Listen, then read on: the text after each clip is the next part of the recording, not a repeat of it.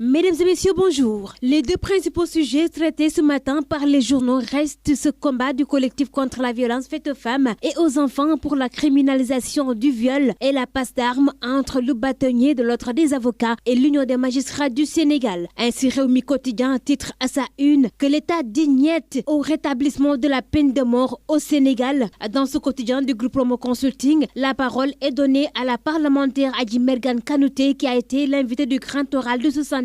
Elle soutient qu'elles vont porter ce combat et qu'elles vont faire le maximum pour que les peines soient vraiment durcies contre le viol et que les criminels et les violeurs soient arrêtés une bonne fois pour toutes. Rewmi Quotidien qui nous apprend aussi de cette réaction de Maître El Hadji Diouf, lui qui taxe Amnesty et compagnie de francs-maçons. Des associations des droits de l'homme qui s'opposent au rétablissement de la peine de mort au Sénégal ne restent pas du goût de Maître El Hadji Diouf, citant nommément Alioune Tine et Amnesty. Sud Quotidien ouvre la série de manifestations contre les violences faites aux femmes et affiche à sa une la révolte des femmes. Le collectif contre les violences faites aux femmes et aux enfants a appelé ce samedi à Dakar lors d'un sitting à la criminalisation du viol et à la tolérance zéro dans ce domaine. Cette manifestation fait suite à une série de meurtres enregistrés au Sénégal, dont celui de Binta Camara à Tambacounda, une affaire qui a particulièrement ému à travers le pays. Dafa doy, ça suffit, c'est la révolte des femmes. Écrit toujours Sud qui signale que Ziguinchor et Tambacounda ont aussi dit halte, ça suffit. Les femmes sont à la pointe du combat pour la restauration de la peine de mort, la criminalisation du viol, souligne le quotidien Enquête qui ajoute que les femmes parlementaires ont dit que leur volonté de porter le débat sur la restauration de la peine de mort à l'Assemblée nationale est celle d'aller vers une criminalisation du viol. Entre 2017 et 2018, les tribunaux ont jugé 665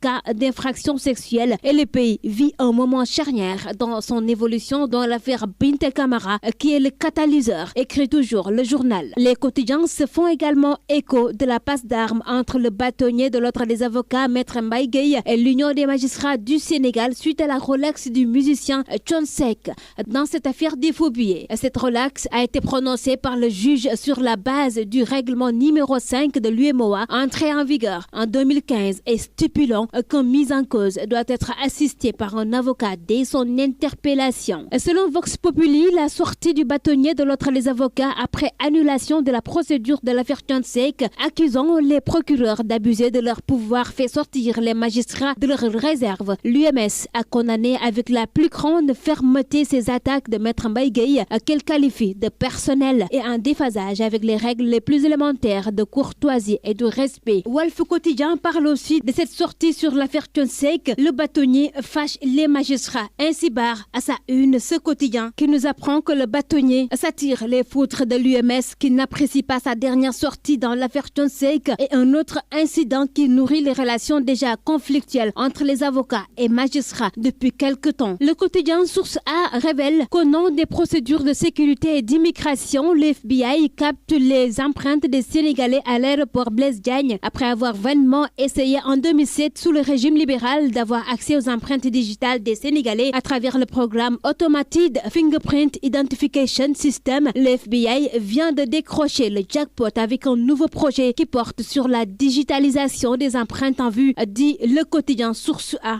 qui parle aussi d'amélioration de la sécurité du Sénégal. Mais toujours prévient ce quotidien, il y a danger avec cette captation de nos empreintes qui est plus une procédure de sécurité et qui vise tout passager et de même empreinte les personnes présentant un intérêt d'emprunter un vol à destination des États-Unis. L'Observateur s'intéresse ce matin au facilitateur du dialogue national et nous apprend à sa une que Macky vote Famara. Le président Macky Sall qui se fixe deux objectifs. Le premier, c'est de renforcer le consensus pour faire cap sur l'émergence et le second, c'est d'améliorer le système démocratique. Ainsi toujours selon l'Observateur, l'opposition ne serait pas sur la même longueur d'onde que le président Sall. Et Dakar Times nous parle de la gestion des écoles franco-sénégalaises Fan et Dial Diop en nous faisant part de ce gros scandale au ministère de l'Éducation. Selon ce quotidien, l'ambassade de France à Dakar a engagé un bras de fer avec le corps enseignant des établissements franco-sénégalais de Hann et de Dial Diop. Elle a lancé avec la complicité du ministère de l'Éducation le processus de spoliation des établissements scolaires publics qui commence d'abord par l'exclusion de l'ensemble des enseignants sénégalais qui travaillent dans ces écoles. Et une rude bataille s'annonce selon Dakar Times pour mettre fin à cette violation des droits des travailleurs et les ministres Serigne Mbaye Mbaye Thiam et Mamadou Talla sont les principaux complices de l'ambassade de France dans cette affaire. Autre contentieux à trouver cette fois-ci, c'est dans La Tribune qui parle de contentieux avec Focus SA. Et là, ce quotidien nous révèle cette fausse dette de 10 milliards à la Banque régionale des marchés. Ces documents qui rétablissent la vérité,